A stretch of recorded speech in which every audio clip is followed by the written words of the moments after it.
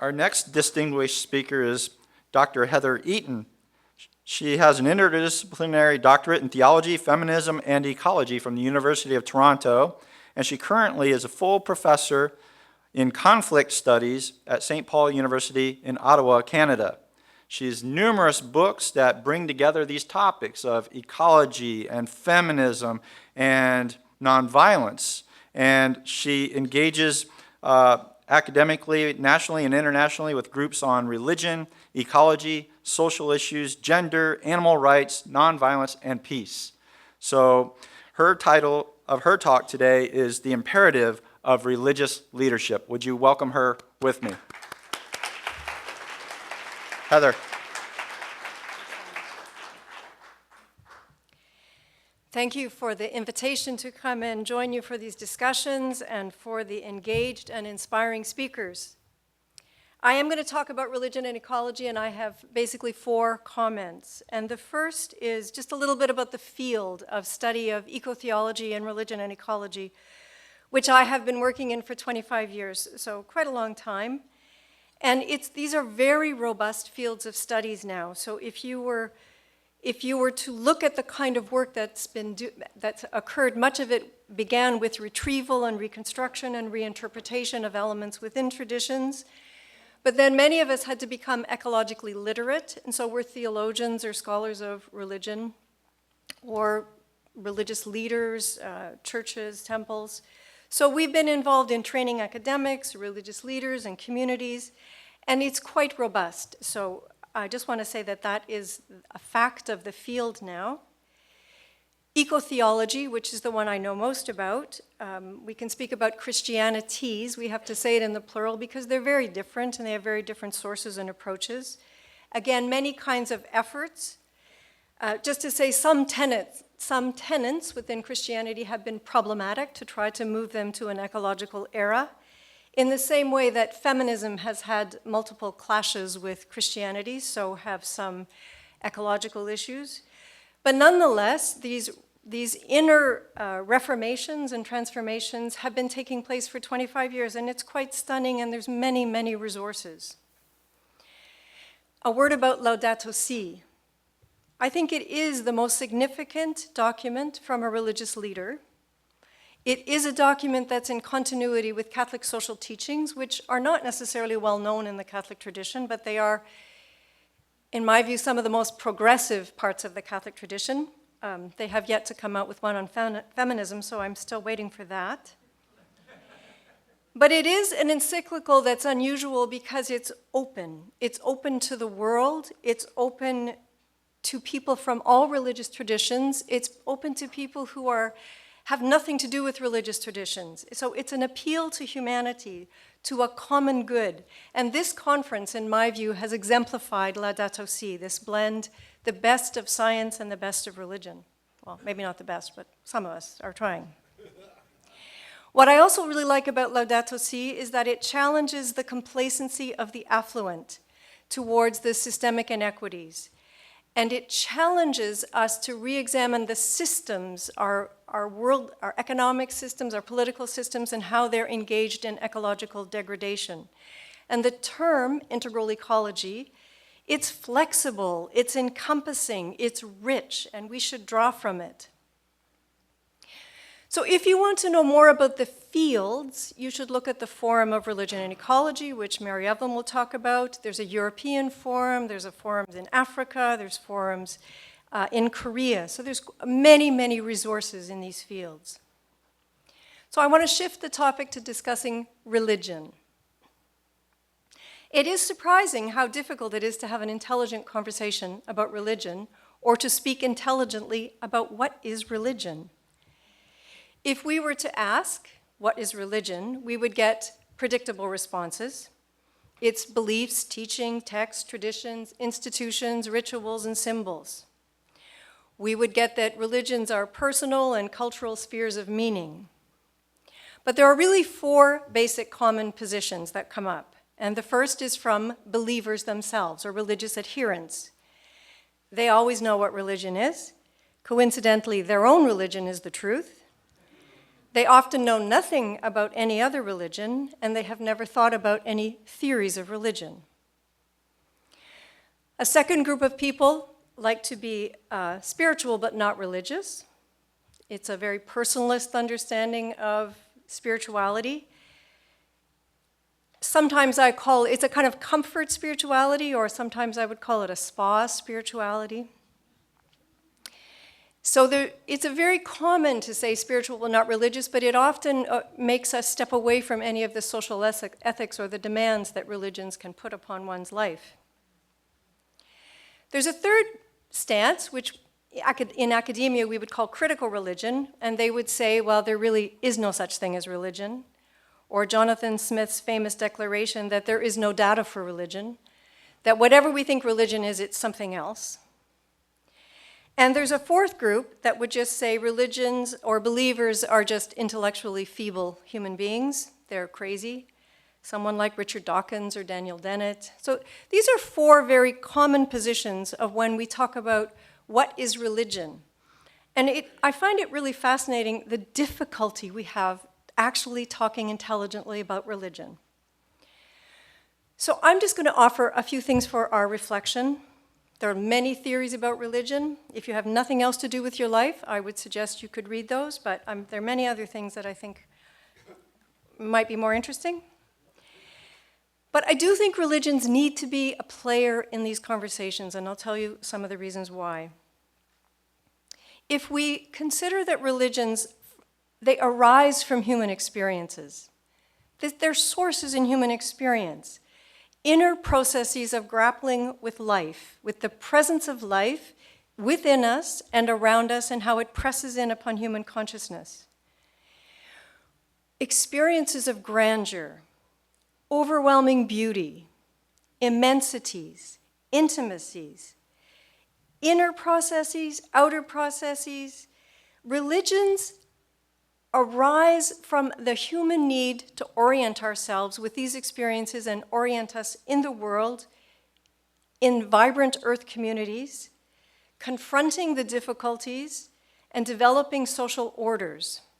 So they're orienting worldviews. They arose with the formation of human imagination and symbolic consciousness.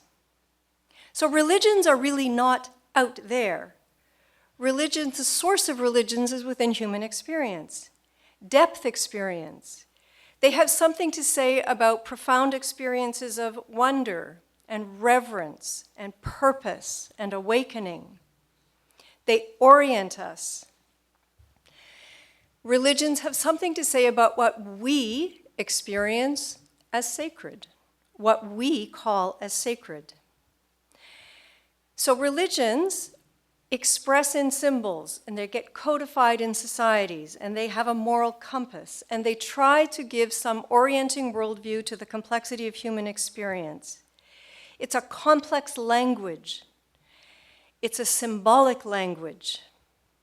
So whatever religions are, they developed as human symbolic consciousness developed.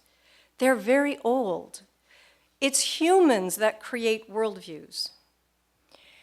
Religions can orient us in the world, in space and time, in a vibrant cosmos, and to the ineffable.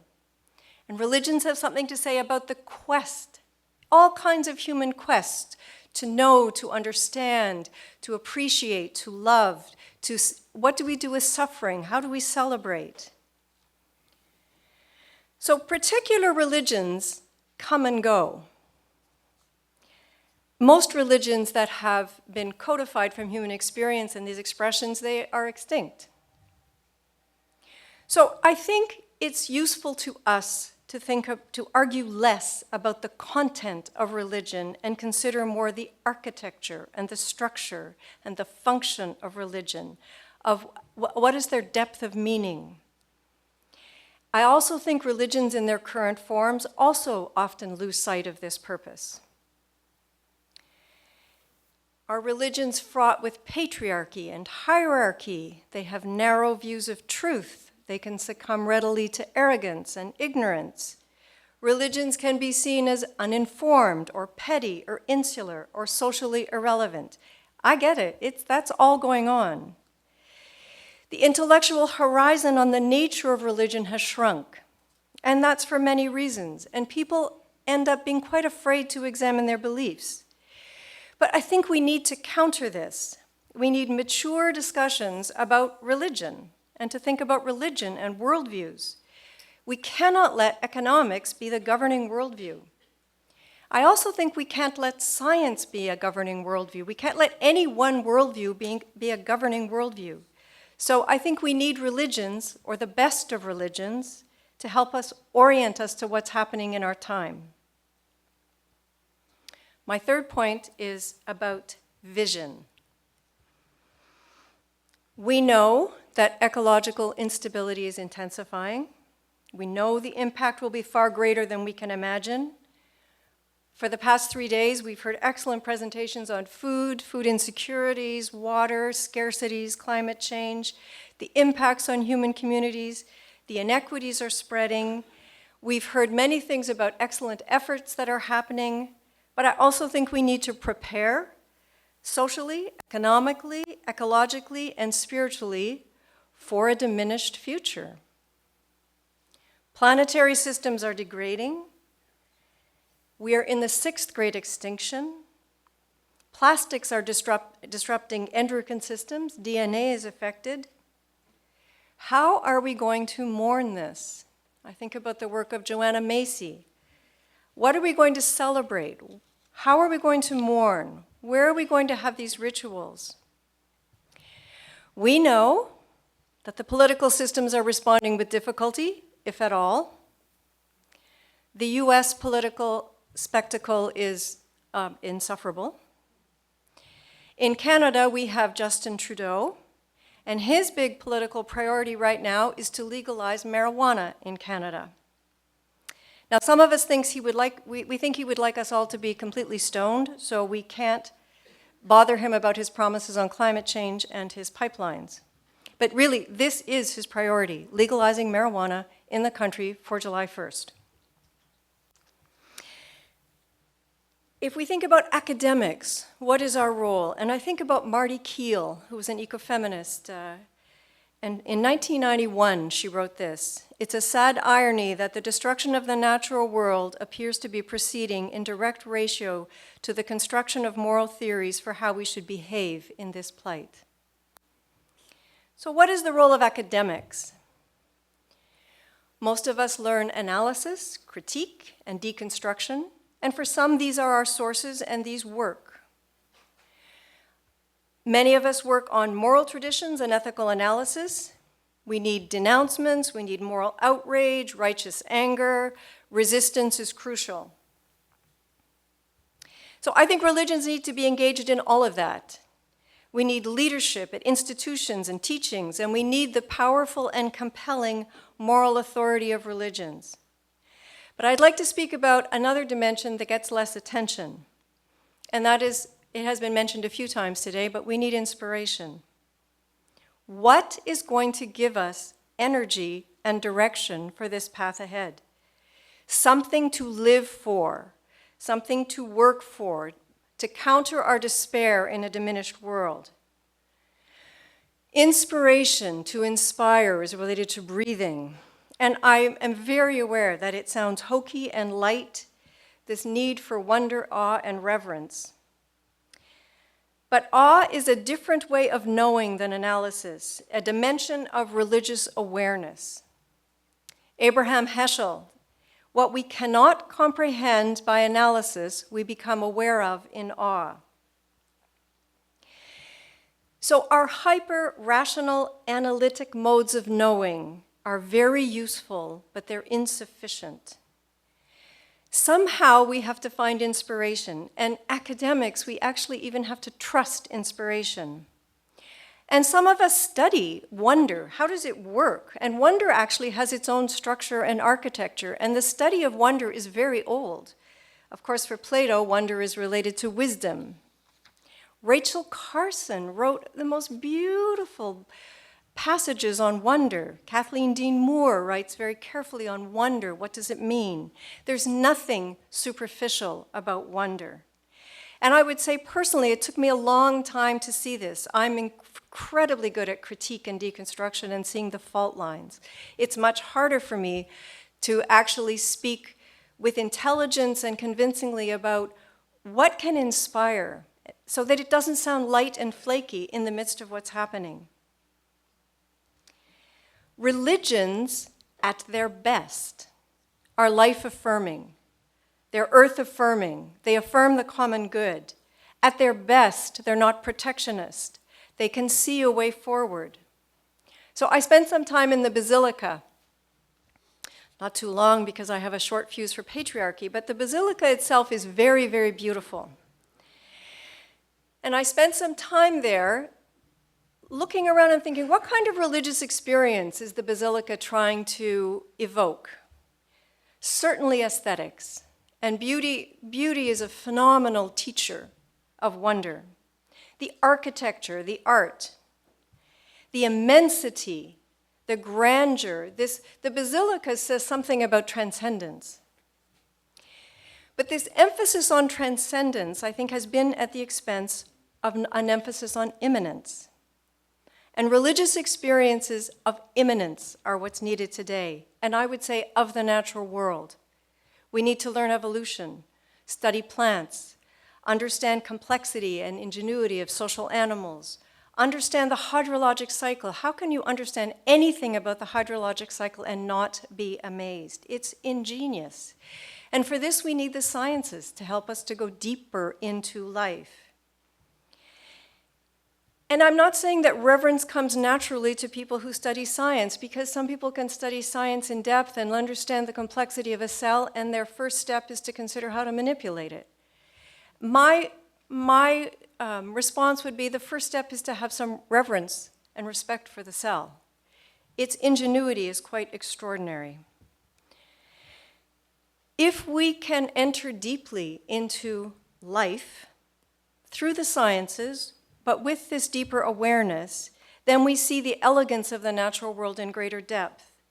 We see the privilege of our own existence.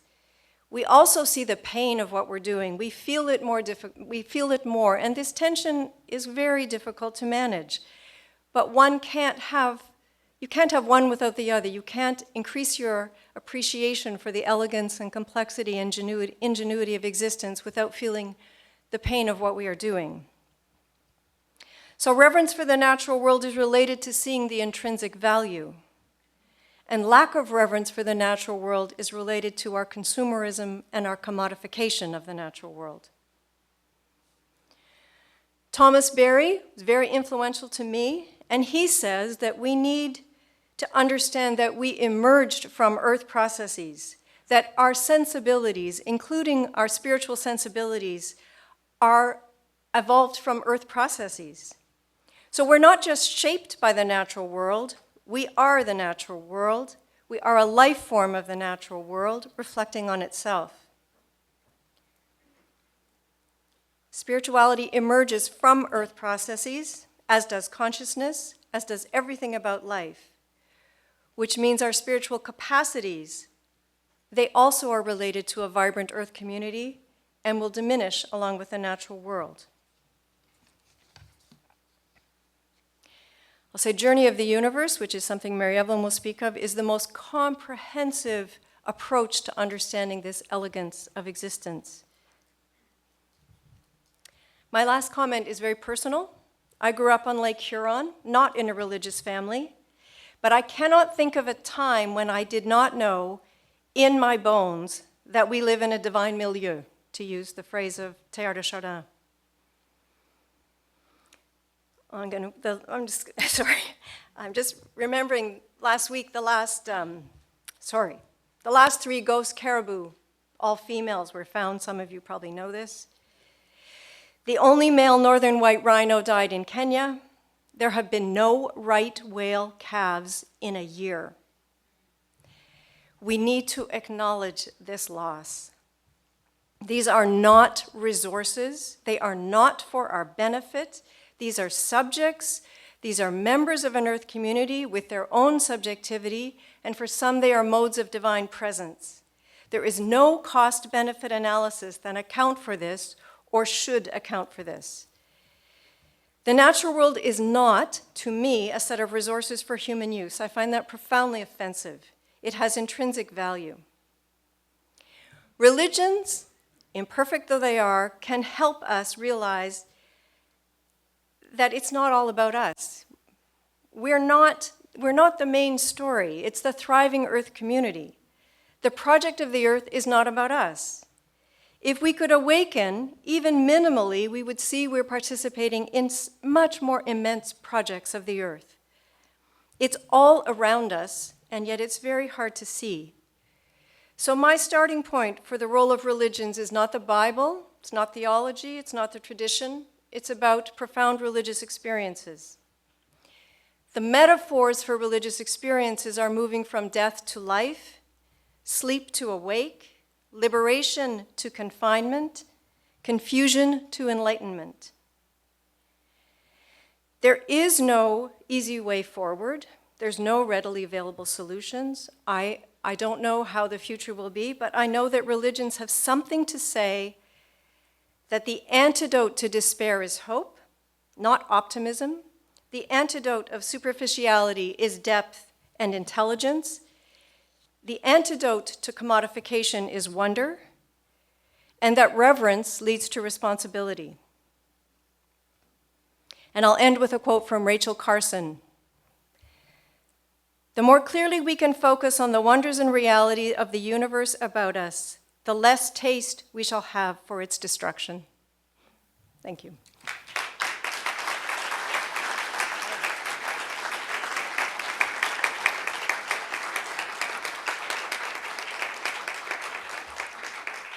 Thank you, Heather. I counted 4 I's, not C's on that one, but 4 I's: imagination, inspiration, immanence, intrinsic value. I mean, that you had a lot in that. So 1 or 2 questions again before we continue to the next speaker. Back here, there's a hand I see in the middle. Heather, thank you very much for your very rich and provocative thoughts. As you were speaking, I was reminded of something that someone said in a conference in the mid-90s that I want to share with you and just get your reactions to it. This individual is His All Holiness Bartholomew, the Ecumenical Patriarch of the Orthodox Church.